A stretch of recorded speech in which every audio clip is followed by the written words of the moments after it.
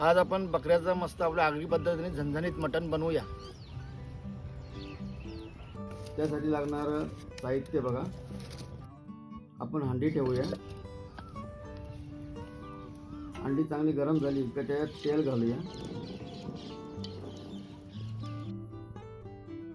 तेल गरम झालं की त्यात कांदा घालून तो तळून घेऊया।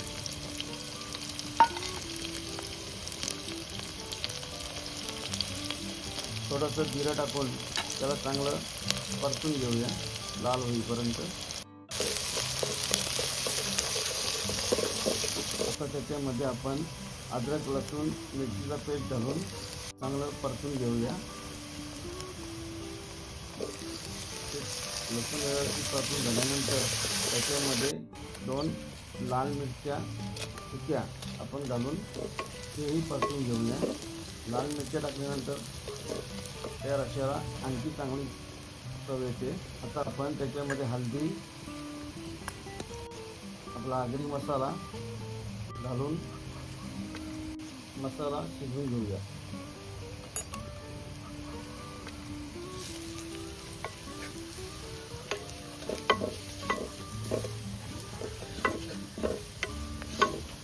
आता आपला मसाला व्यवस्थित शिजून झाल्यानंतर आपण त्याच्यामध्ये सुक्या खोबऱ्याचं वाटण घालून तोही तेलावर चांगला शिजवून घेऊया।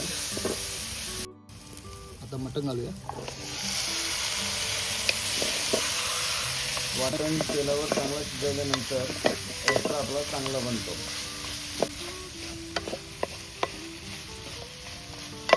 तेपर्यंत त्याला आपण झाकण देऊन ठेवूया। आता आपण उघडून बघूया, चांगलं पाणी सुटलेलं आहे। एकदा परतून बघू। मसाला शिजून तेल वर आलेलं आहे। आणखी त्याला आपण थोडा टाकून देऊया, शिजून घेऊया कमी पाण्यात। छान आता वर तेल आलेलं आहे। आता आपल्याला जेवढं आपल्याला ग्रेव्ही रस्सा पाहिजे असेल त्या हिशोबाने गरम पाणी घालूया। आपण गरम पाणी पहिलेच करून घेतलेलं आहे।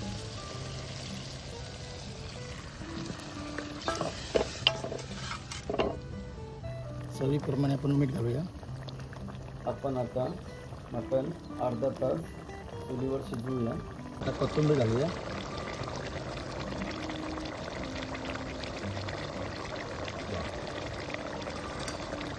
रेडी झालेलं आहे, काढूया।